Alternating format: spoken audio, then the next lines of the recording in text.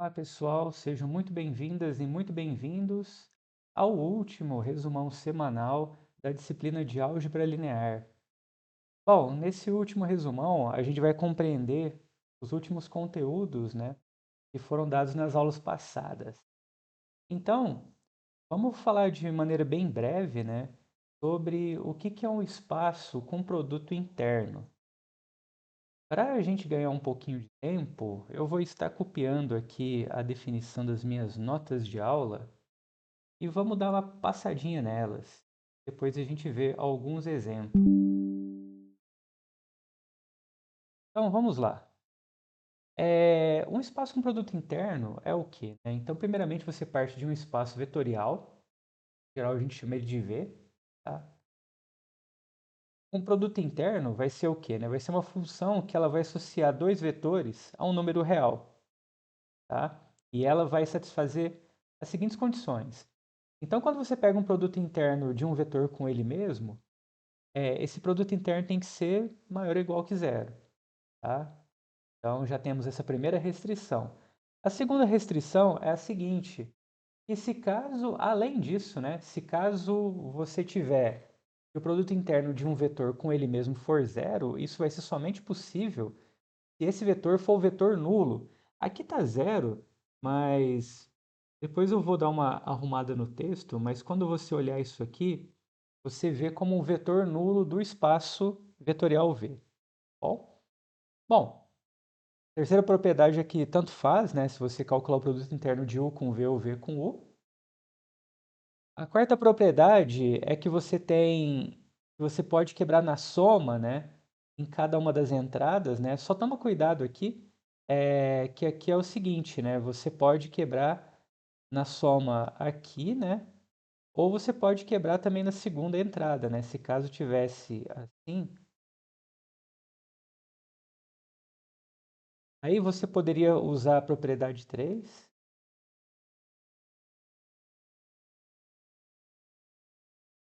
Poderia quebrar aqui na propriedade 3.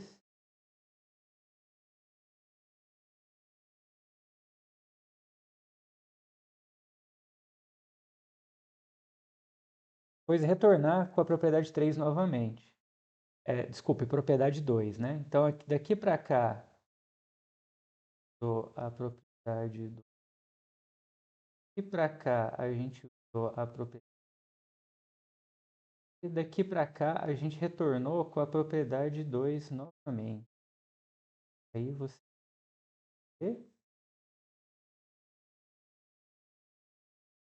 Então, na verdade, o que que eu quis dizer com isso, né? Que você pode quebrar tanto aqui na primeira coordenada quanto na segunda, tá bom? E a mesma coisa vale para a terceira condição. E só toma cuidado, porque quando a gente faz multiplicação, né, de escalar com vetor, a gente multiplica todas as entradas, né? Porém, aqui, nessa operação de produto interno, o escalar ele sai de cada entrada, tá? Então, só toma cuidado com isso, porque se caso você tivesse algo assim, um K que multiplica U e um K que multiplica V, então a propriedade 4 falaria para você que você poderia sair com esse K aqui, né? E aí sobraria o outro K do V lá dentro, tá bom? Aí se você quer tirar esse outro K, aí você teria que usar a propriedade 3 para você inverter.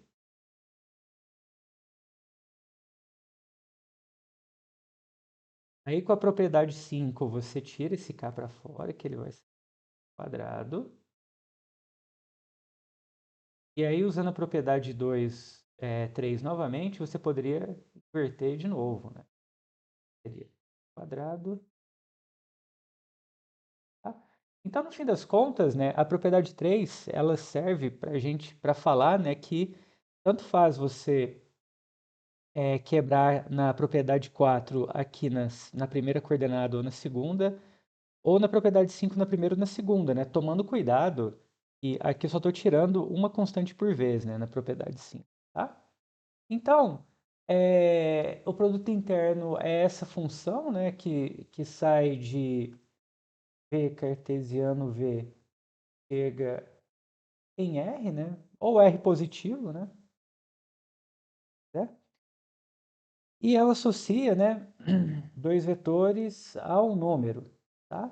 E aí um espaço, né, que exista, né, essa função que desempenha, performa nessas cinco propriedades, a gente vai falar que esse é um espaço com produto interno, tá bom? Bom, temos alguns exemplos, né, bem famosos, né, de espaços com produto interno. E o primeiro exemplo que eu vou falar para vocês, depois vocês podem estar consultando outros nas minhas notas de aula, é o famoso produto escalar, né, de R2 ou R3, né? Você pegar, por exemplo, em R3, e você pode muito bem, né, criar o seu produto interno da seguinte forma, né? Os vetores lá são da forma XYZ, pode pegar, por exemplo, e definir, né, um exemplo de produto interno lá como sendo produto escalar, né? Que produto escalar, o que que ele faz? Ele pega o que que é o produto escalar, né, de um vetor com relação ao outro, né? É você multiplicar coordenada a coordenada e depois somar tudo. Isso aqui é um exemplo de um produto interno, né? Se você verificar aqui, você vai checar que ele satisfaz todas as propriedades que a gente listou lá em cima, né? Por exemplo, quando você calcula o produto interno de um vetor com ele mesmo,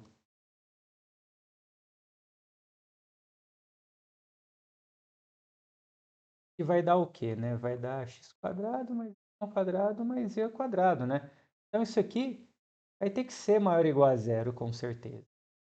E se caso isso aqui for igual a zero, então não há outra possibilidade a não ser que x seja igual a zero, y seja igual a zero e z igual a zero, tá bom? E as outras propriedades dá para demonstrar também sem muita dificuldade. Mas, até aí, né, é coisa que a gente vê lá em geometria analítica. Mas, por exemplo, né, você pode pegar espaços, né, que a gente está acostumando a trabalhar, como, por exemplo, espaço de polinômio, né, ou espaço vetorial de funções contínuas também, que funciona. E você pode definir, por exemplo, vamos pegar aqui em polinômios, né, já que a gente está mais acostumado, né, espaços de polinômios, né,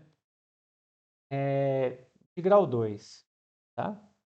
Então, você pegando dois polinômios lá, né, um P e um G, você pode definir o produto interno, né, P, um G, como sendo a integral de A até B, né?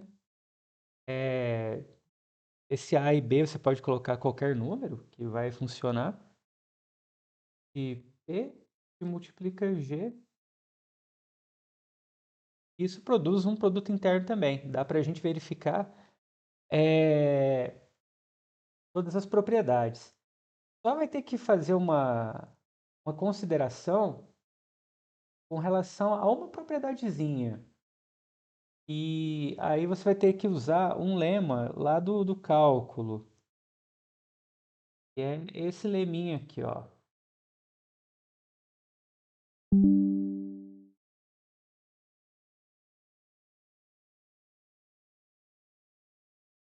Porque o que que acontece, né? Esse lema, ele garante pra gente que quando você tem que a sua integral, ela, você tem uma função positiva e a sua integral, ela dá zero, e faltou colocar zero, alterando as notas de aula, então a função, ela é nula, ela é zero, né? Porque aí a gente demonstraria, né? A única parte que você vai ter um pouco mais de dificuldade, mas esse lema já resolve para demonstrar que é produto interno, é o seguinte, né? Quando você pega, calcula o produto interno de um polinômio com relação a ele mesmo, você vai ter isso aqui, ó. Isso vai dar p vezes p, né? Que vai dar p ao quadrado. Tá bom? Então, quando você calcular essa integral, ela já vai ser maior ou igual a zero com certeza, porque essa função ela é uma função positiva. Então, quando você calcula integral, integral definida, e a função ela é positiva, aí ela representa, né, geometricamente a área abaixo do gráfico, né? Só que esse gráfico ele está acima do eixo x. Então, essa integral ela vai ser positiva. Só que aí o que acontece? Caso essa integral ela for igual a zero, aí você usa esse lema. Porque se a integral for igual a zero, aí ele diz para você, né, o lema diz que a função p quadrado ela é nula, tá? Identicamente nula. E se a função p quadrado é nula, se você extrair a raiz, a função original vai ter que ser nula também. Tá? Então, dessa forma, você prova a segunda propriedade de produto interno. E as outras vai sair da propriedade de integral sem muito problemas, né? Porque a integral você consegue quebrar na soma, a integral você pode tirar a constante para fora também. Então, até aí, bem tranquilo. Ok. A integral, desculpa, a integral não, o produto interno, ele vai servir para diversos propósitos, né? Um deles é como a gente determina, né, se um vetor é ortogonal ao outro, né? Então aqui entra a parte de ortogonalidade,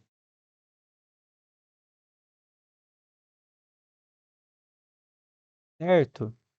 Bom, pegando a definição, né, a gente tem que, novamente, né, a gente vai pegar V, um espaço vetorial, só que agora com produto interno, tá?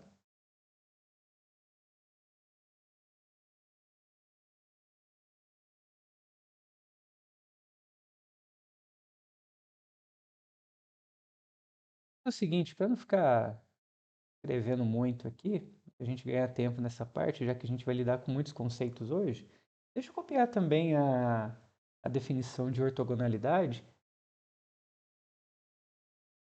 Eu explico e a gente vê algumas propriedades interessantes.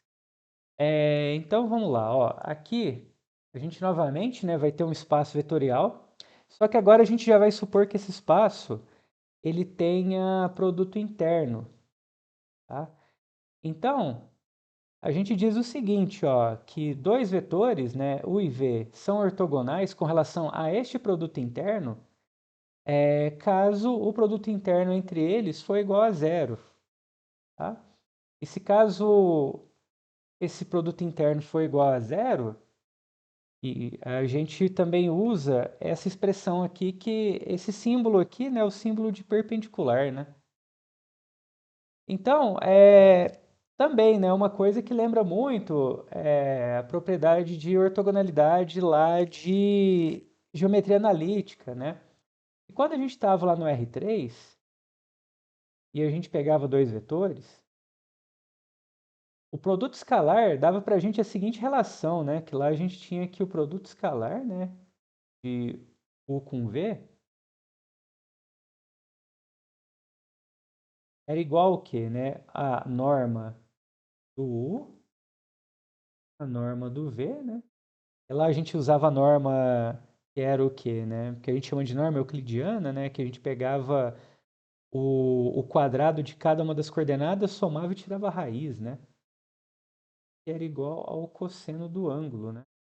Formado entre os dois vetores. Então, a gente tinha o quê, né? Que o cosseno, né, do ângulo é o produto interno U, né, com V, produto escalar, né? Certo? Então, quando o produto escalar lá dava zero, né? Aí você concluía, né, que o cosseno dava zero, ou seja, né, o ângulo entre o vetor U e o vetor V era de 90 graus, tá? Então, meio que a gente vai pegar, né, essa ideia e usar no contexto agora de produto interno, né? Então, a gente vai falar que eles são ortogonais, né, se o produto interno for igual a zero, tá? Aí a gente tem, né, algumas propriedades que podemos extrair dessa definição, que são as seguintes.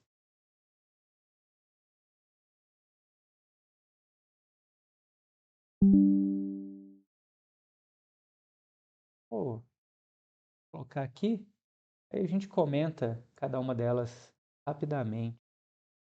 Então vamos lá, ó. Então,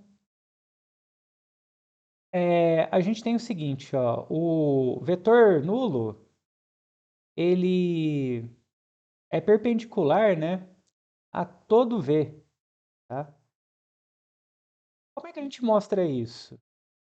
É um exercício interessante, porque a princípio a gente não falou nada sobre isso, né?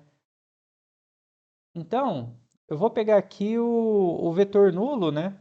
Vezes o vetor V.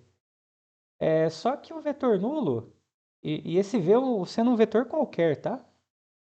Só que esse vetor nulo, eu posso escrever ele também como sendo 0 vezes, sei lá, esse vetor V também, né? Por exemplo, né? Ou qualquer outra coisa. Isso não vai fazer muita diferença. Então, isso daqui é igual a 0 vezes V é igual a... Aí, a última propriedade, né, nos diz que podemos retirar essa constante aqui, né, que é o zero, né?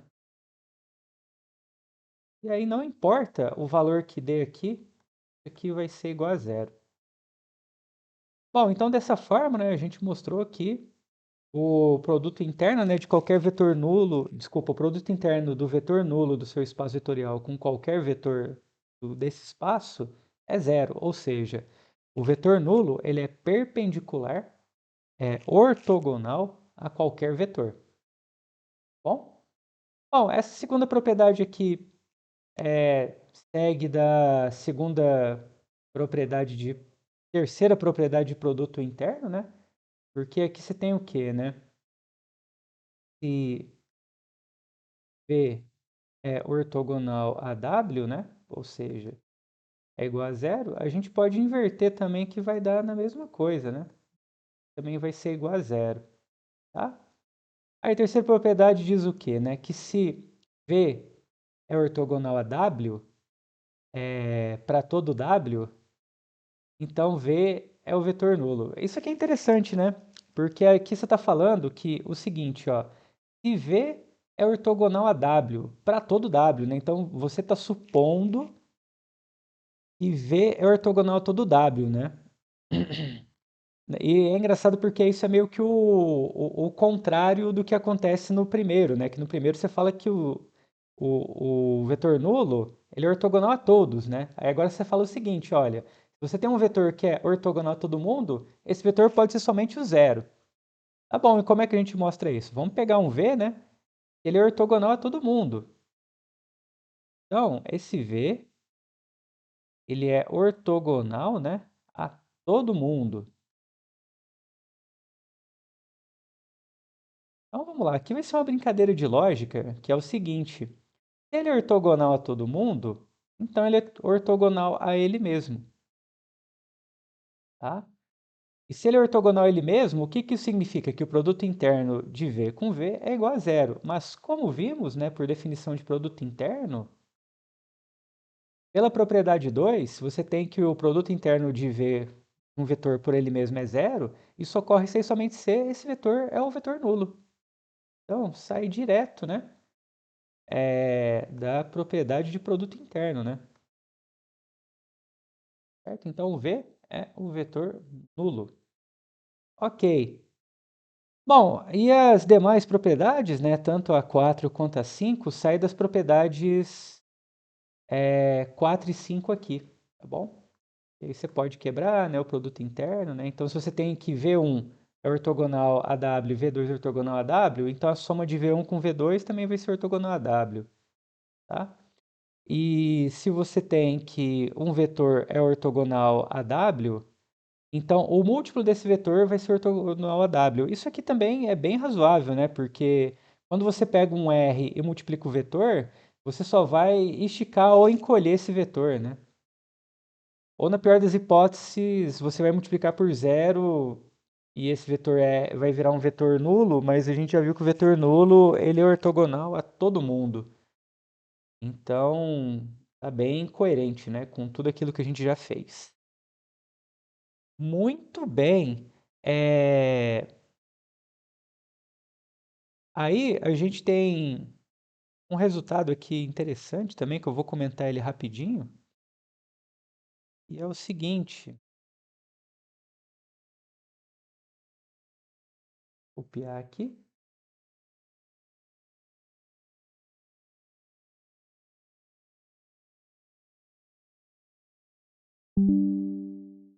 É muito legal.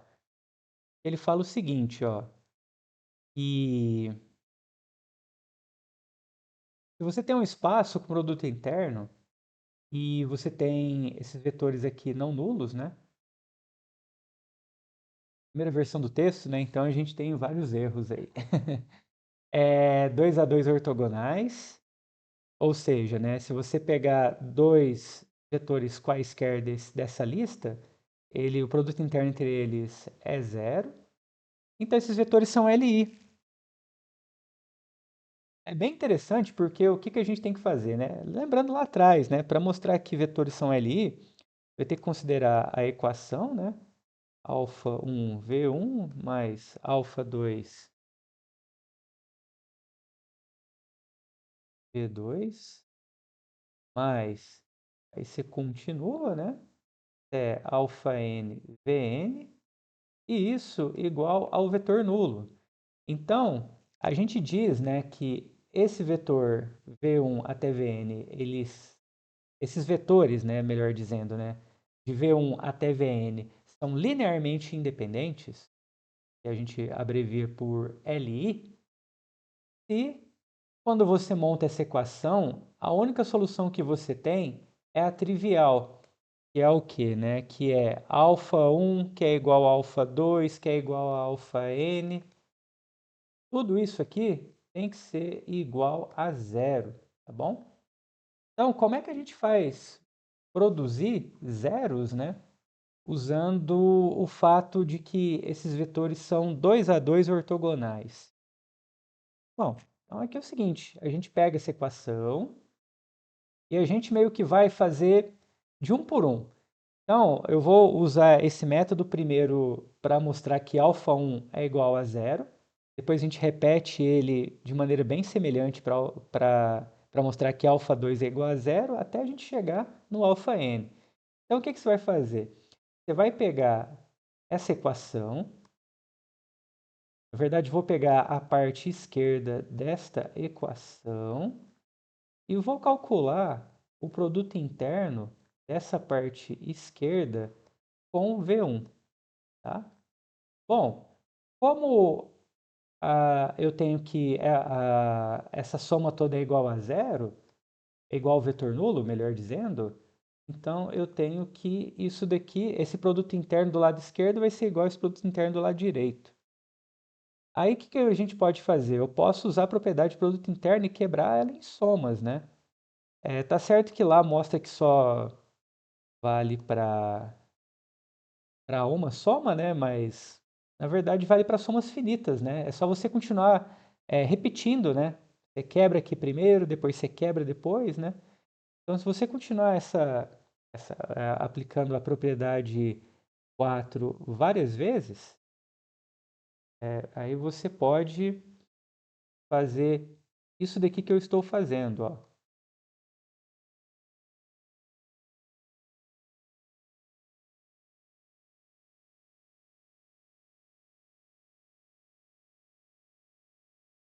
NVN, certo? Ah, e esse produto interno que dá quanto? Bom, o produto interno do vetor nulo com qualquer vetor é zero, tá? Então, por isso que eu coloquei aqui, ó, zero. Bom, muito bem. O que mais que dá para a gente fazer? Dá para a gente remover as constantes, né? Então, eu vou tirar todas essas constantes para fora usando a quinta propriedade de produto interno. Então, aqui eu tenho, aqui sai, fica V1 com V1. Aqui sai. V. Ah, aqui é, na verdade aqui é V2. Sempre que eu botei V3,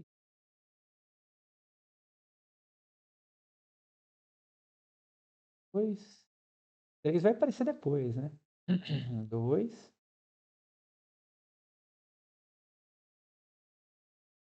é um alfa N, N, P1, igual a zero, tá? E aí, qual que é a outra informação que a gente tem de relevante que não usamos até agora? E os vetores, eles são 2 a 2 ortogonais, né? Então, isso aqui é igual a zero. Aí no próximo vai aparecer alfa 3, né? Que multiplica o produto interno de V3 com V1, que vai ser igual a zero, né? A gente vai ter vários zeros aqui, até chegar que aqui é zero também. Então, no final, a gente vai ter o quê? Que alfa 1 V1 com V1 é igual a zero. Tá. Qual que é outra informação relevante que não usamos, né? Que todos esses vetores são não nulos, né? Se são não nulos, então significa que o produto interno de um vetor com ele mesmo é diferente de zero, tá?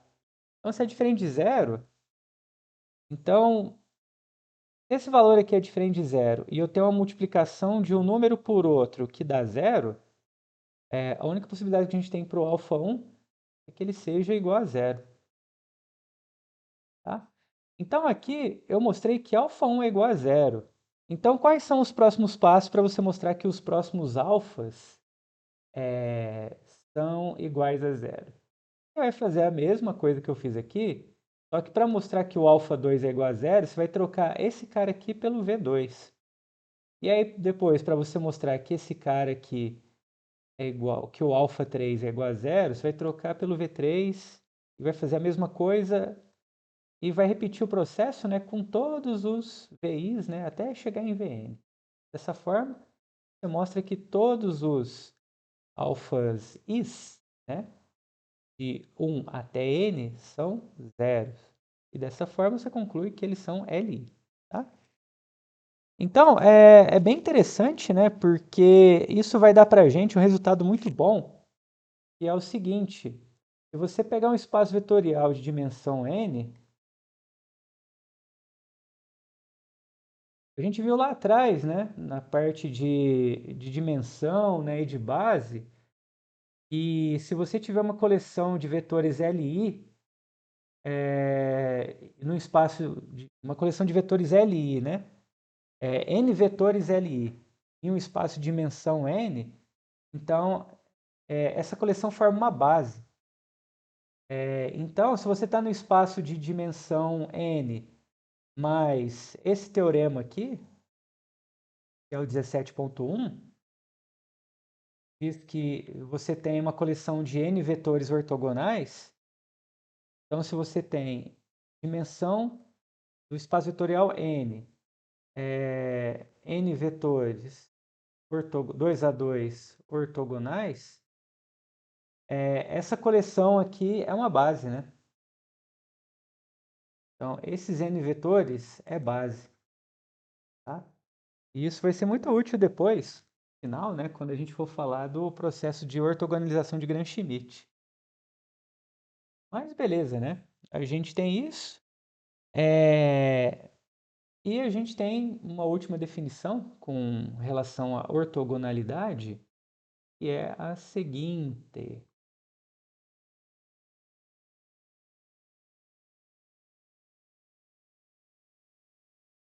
Vamos lá. Ó.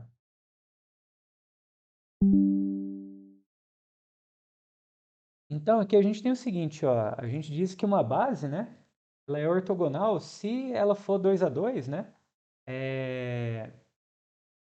2 a 2 ortogonais, né, os vetores for 2 a 2 ortogonais. Então, a gente diz que a base é ortogonal, tá?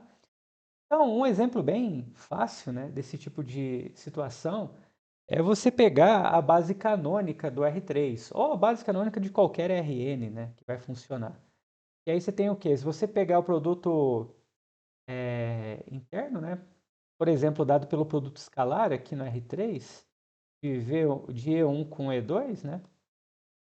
Isso aqui vai dar zero, né? Ou de qualquer EI com o EJ aqui, né? E3 com E1, E1 com E3, né? Sempre vai dar zero. Então esse aqui é um exemplo, como é que eu posso dizer, né? De entrada, né? De, de uma base ortogonal. Bom, então agora, né? Mais um objeto conhecido da gente lá da geometria analítica é a norma. Vou abrir uma nova.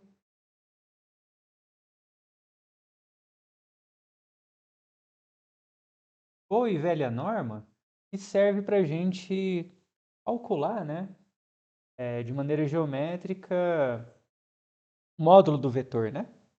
É o tamanho dele, vamos dizer. E aqui a gente pode definir norma de maneira bem geralzona, né? Semelhante a como a gente definiu para produto interno, que é dado pela seguinte definição.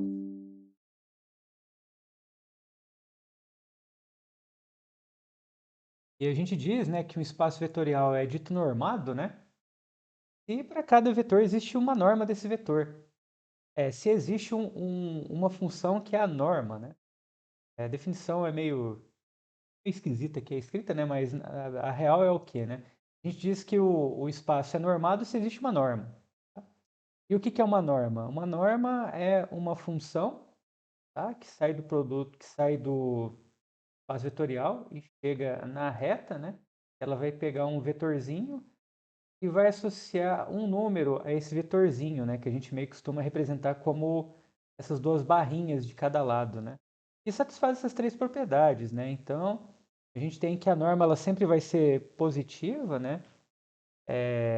Ou na pior das hipóteses igual a zero, né? Mas se caso ela for igual a zero, o vetor tem que ser o vetor nulo, tá? Aí você pode quebrar ela numa constante, né? Só que a sua constante sai em módulo, né? Ela sai positiva. E vale essa última propriedade aqui que a gente chama de desigualdade triangular, que não é para todo V e W pertencente a V12 não, viu gente? Esse 12 aqui é uma nota de rodapé, tá bom? Fala que essa propriedade aqui é conhecida como desigualdade triangular, tá? E o desenho sugere isso, né? Porque se você pega a soma, você pega um vetor U, eu coloquei U e W ali, né? V e W, né? V, você pega um outro vetor W, né? Que está aqui.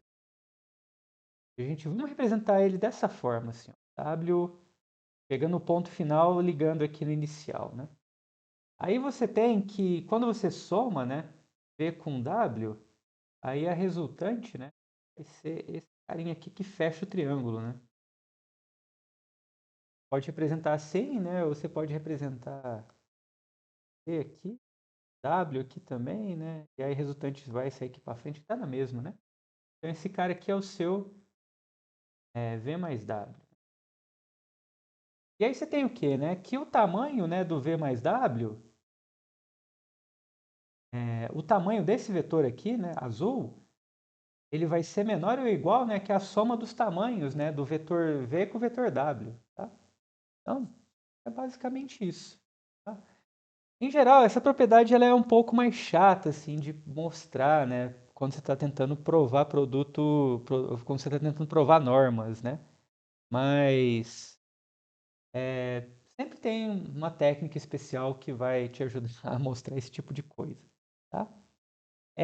Aí, a gente tem alguns exemplos, né, de norma, e voltando lá, né, para geometria analítica, né, em R3, lá a gente trabalhava muito, né, com a norma euclidiana, né, e em alguns lugares, né, a gente chama ela de norma 2, a gente bota um doisinho aqui embaixo, tá? E ela é dada de que forma, né? Ela você pega, né, eleva o quadrado, cada coordenada e depois extrai a raiz, tá? E isso daqui vai satisfazer todas aquelas propriedades ali listadas em cima. Como eu já alertei antes, né, vai dar problema na terceira propriedade. Só que aí tem uma desigualdade chamada desigualdade de Cauchy-Schwarz, e ela vai te ajudar a fazer essa conta. Depois vocês dão uma olhadinha nas minhas notas de aula, e lá eu faço isso para um Rn qualquer. Porque a mesma técnica que você usa para o Rn qualquer, tipo, se você fizesse ela em R3, é só repetir o mesmo jeitão da coisa para um Rn qualquer, tá? Bom, além dessa norma, a gente tem outras também. E tem a norma da soma, né? Então essa aqui é conhecida como norma euclidiana.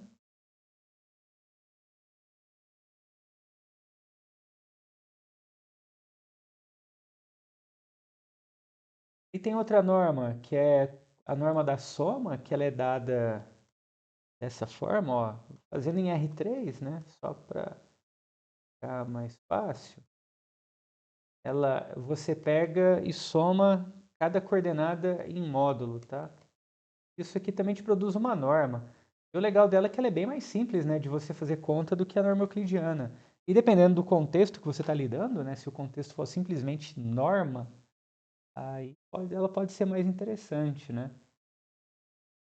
Para quem fosse aventurar no mundo matemático, é, tem uma área da matemática chamada de topologia, e você basicamente estuda conjuntos abertos, né? E a norma, ela te produz conjuntos abertos também, tá? É, e em questão de conjunto aberto, essa norma da soma, ela vai ser equivalente à norma euclidiana, né? Meio que não vai fazer diferença. Então, no contexto de topologia, aí ela se torna muito útil, né? Por ser muito mais fácil fazer conta com ela. E ela é tão fácil de fazer conta quanto a próxima norma. Eu vou dar um exemplo, só colocando aqui norma da soma. E é a norma do máximo, né?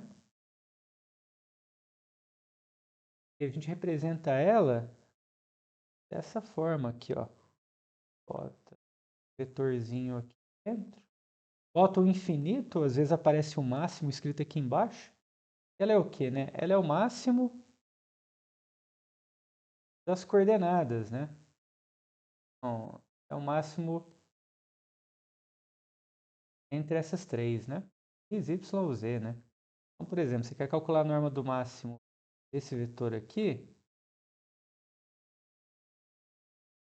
então ela é o máximo com relação à norma, né?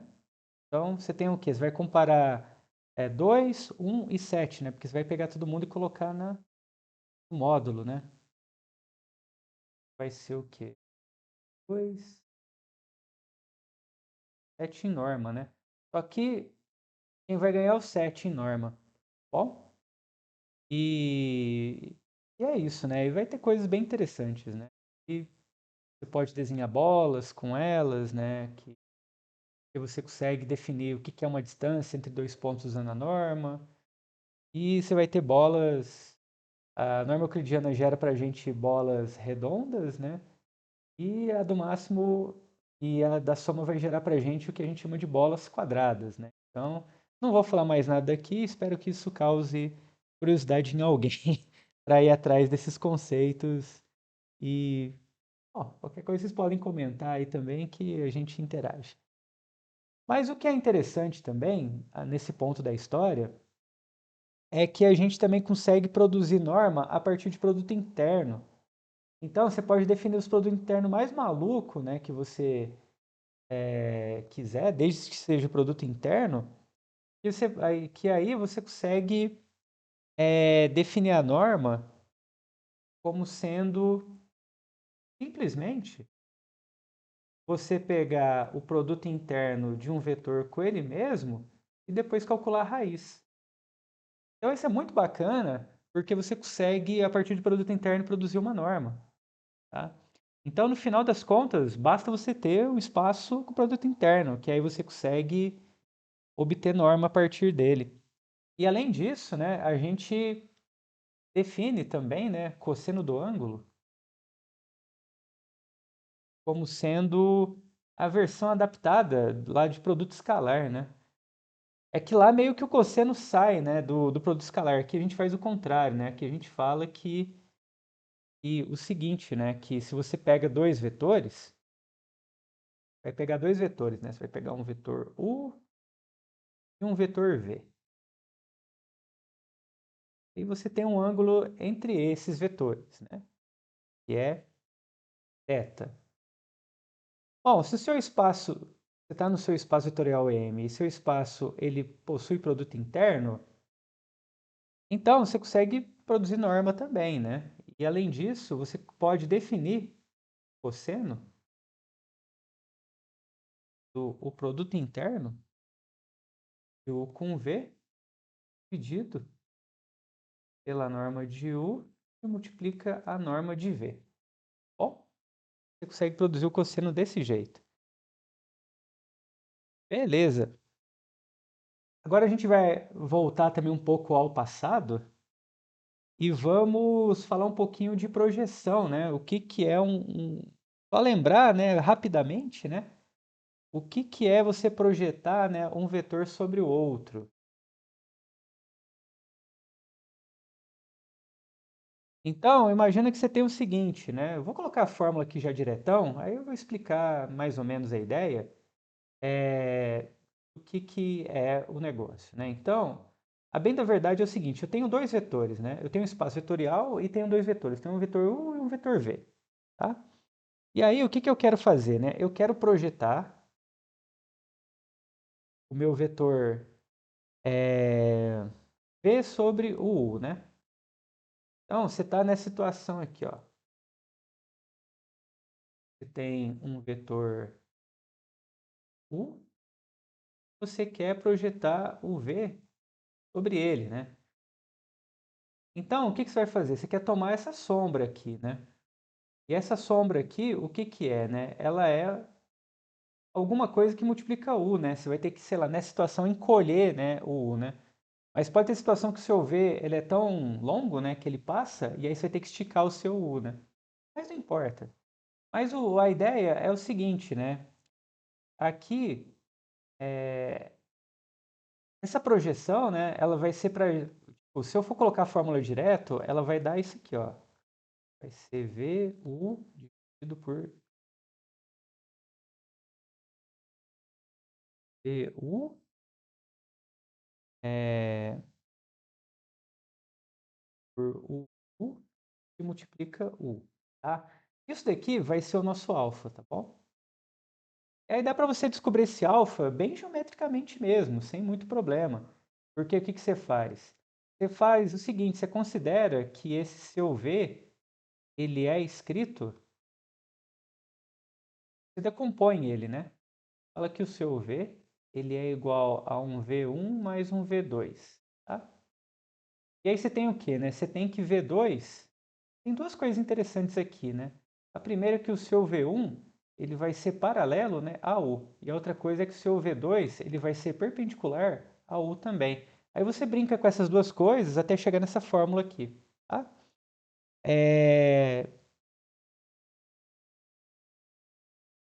Se você não tiver muito de brincadeira e quiser já ver direto, basta você olhar nas minhas notas de aula que eu faço com todos os detalhes, né? Esse tipo de coisa. Bom, então, com isso você tem a fórmula, né, da projeção. Então, se você quer calcular a projeção de um vetor sobre o outro, né? Por exemplo, deixa eu copiar aqui só para fazer um exemplo bem rápido. Vamos aqui. E achei que é o exemplo todo resolvido, né?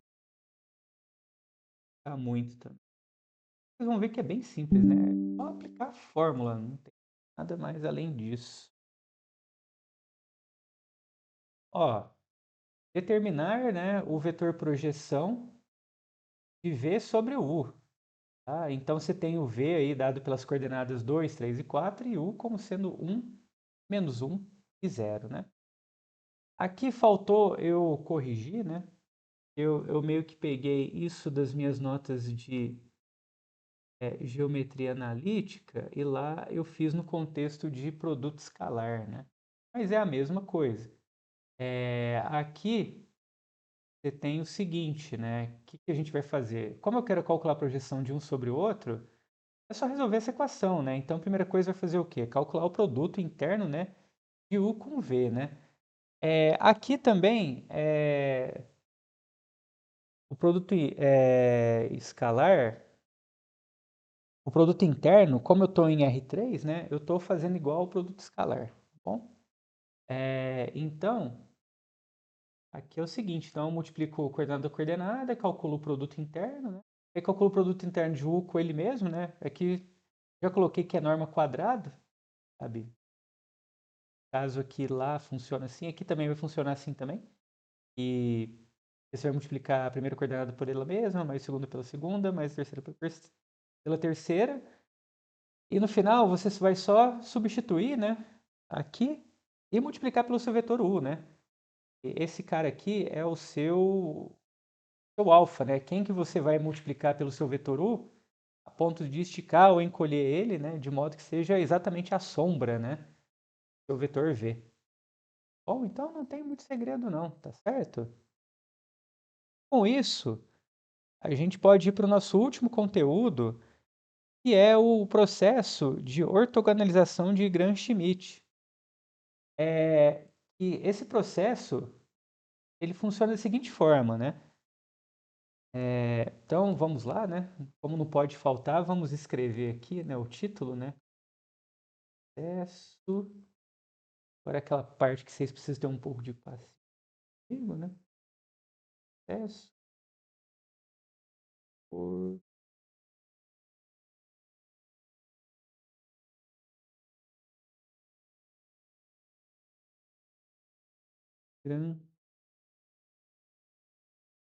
Gram-Schmidt.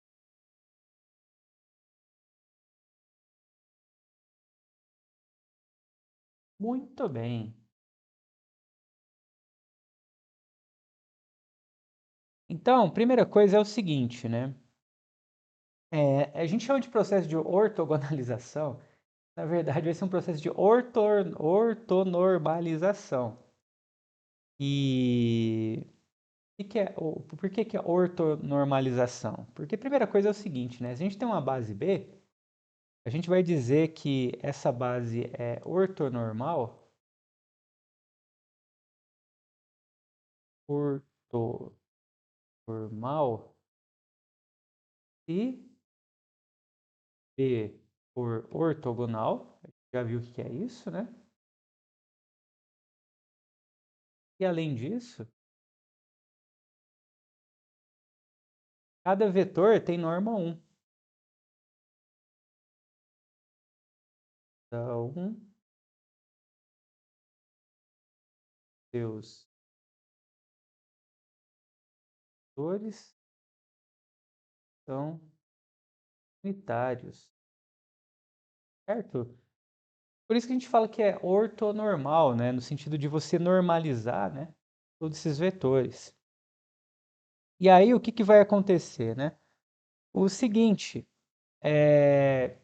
que esse processo de ortogonalização, o que que ele vai fazer, né? Ele vai pegar uma base que a princípio não seja ortonormal e produzir uma base nova de forma que ela seja ortonormal. Basicamente é isso. Eu vou colocar aqui a receita do bolo, para a gente ver, né? Então, aqui, ó, você vai pegar espaço vetorial normado, tá? E vamos aprender, né? Então, você vai partir de uma base, né? Então, você tem que conhecer a sua base. E a gente vai produzir uma nova base que vai ser ortonormal. Ou seja, cada um dos seus vetores vão ser 2 a 2 ortogonais e unitários. Então, o processo enrola da seguinte forma, né? Então, a gente vai meio que produzir vetor a vetor. a partir da base V1. Então, nosso primeiro vetor, que a gente vai chamar de W1, né, que vai ser um vetor auxiliar, a gente vai produzir W1 até Wn, que vão ser vetores auxiliares. E depois desses vetores auxiliares, a gente vai produzir o 1 até o N. Parece complicado, mas não é não, viu, gente? Ó, então, a primeira coisa é o seguinte. Você vai chamar W1 vai chamar V1 de W1. Então, aqui você já tem o seu primeiro vetor, ó.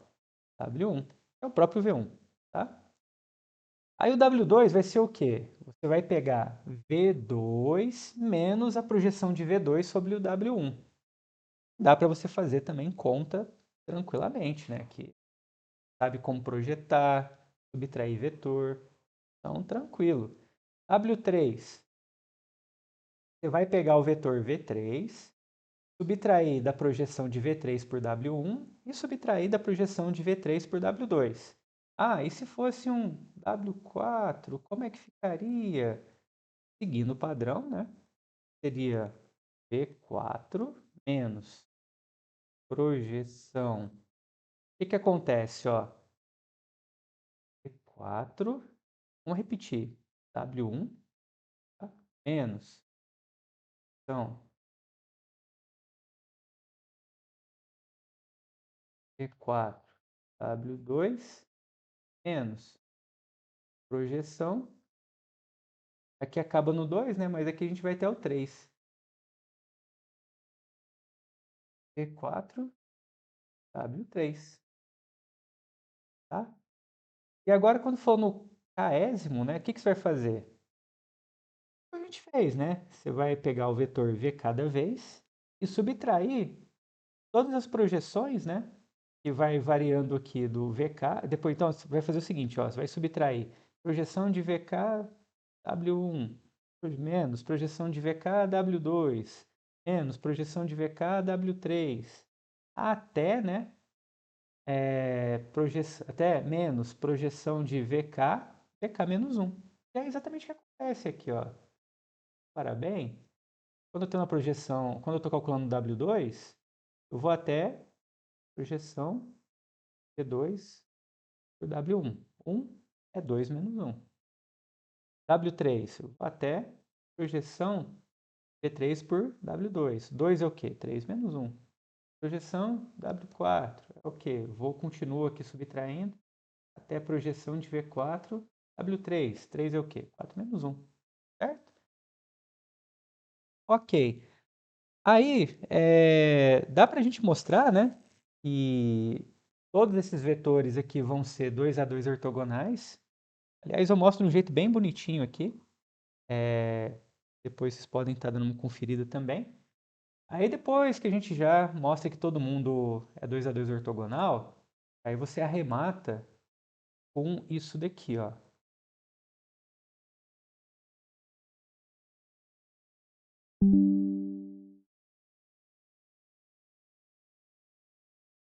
Então, como eu falei lá atrás, né, segue do teorema que a gente viu ali atrás de ortogonalidade, né?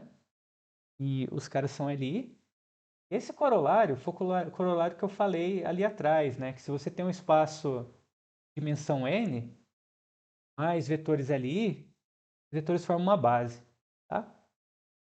Ok, mas não é, né? Os U1 até o n que a gente quer, né? Então, o que que falta? Falta você só normalizar cada vetor, né? Então, você pega cada WJ e divide pela norma dele, né? Então, dessa forma, cada um desses vetores aqui vai ter norma 1. Você chama de UJ, né? Então, seus vetores UI, né, vão ser o quê, né? São os WIs dividido pela norma. Bom, e aí, dessa forma, você possui a sua base ortonormal desejada, né? Então, esse procedimento é conhecido como processo de Gram-Schmidt, tá? Em alguns livros de ortogonalização, mas no final é ortonormalização, certo? Aí agora vamos ver um exemplo disso. E para a gente não ficar fazendo um milhão de contas, né? Eu já vou copiar o exemplo aqui das minhas notas mesmo. Dá uma olhada por ele. Então, vamos começar aqui, né? Vamos ver que o processo é bem tranquilo, sabe? Só não se perder nas contas e dá tudo certo no fim. Então vamos lá, ó. Aqui a gente tem essa base, né? Que é dado por esses três vetores. Se você reparar bem, né? Se você pegar 2 a 2 ali e calcular o produto interno entre eles, nesse contexto aqui de produto escalar, né? Por exemplo, pega esse aqui, calcula o produto interno com esse daqui. Quanto, né? Dá 1, né? Esse com esse dá 0, esse primeiro com o primeiro daqui dá 0, o segundo daqui dá 0, o terceiro daqui dá 1, né? Se você calcular, né, qualquer um 2 a 2, você vai ver que não vai dar 0. Então, e nenhum deles também está normalizado, né? Tipo, só o último mesmo que tem norma 1, na verdade, né? Carinha aqui. Mas o resto tudo não tem norma 1, não. Aí você vai fazer o quê, né? Vamos usar o método, né? Então, o primeiro método é o quê? É nomear, né, esses vetores, né? Então a gente segue a ordem que apareceu ali mesmo, né? A gente chama de V1 o vetor 1, 1 e 1, V2 o vetor 0, 1 e 1 e V3 o vetor 0, 0 e 1. E aí a gente aplica o primeiro passo, né? Que é chamar W1 de V1 de W1, tá bom? E agora vamos para o W2, né? E o W2 o que que é? Seguir a fórmula. V2 menos a projeção de V2 por W1. Então, beleza. Aí que eu repeti o V2, coloquei a fórmula da projeção, tá? E é isso. E aí você substitui aqui o V2 pelo que ele vale, né? E é isso aqui. Aí você calculando tudo, você vai perceber o que vai acontecer, né? E aí essa parte aqui em cima vai dar 2, essa parte aqui vai dar 3. Aí você pega, subtrai e dá isso aqui, tá bom? V3, mesma coisa, só vai ter um pouco mais de conta para fazer, né? Mas vai ser o quê, ó? W3 vai ser o quê? V3 menos projeção de V3 por W1 menos V3, menos a projeção de V3 por W2. E aí você substitui o que é cada projeção, substitui o valor, né, de cada um dos vetores, né? Fez a conta. E no final você vai ver o que, né? Que o W3 ele vai dar exatamente isso, tá? Então o que que falta a gente fazer? Simplesmente normalizar, né? Os vetores. Então normalizando e ficar desta forma. E como é que você faz para normalizar, né? Você vai o W1, o 1 vai ser o quê? Você vai pegar W1 e dividir pela norma dele, né? A norma dele é a raiz de 3. É...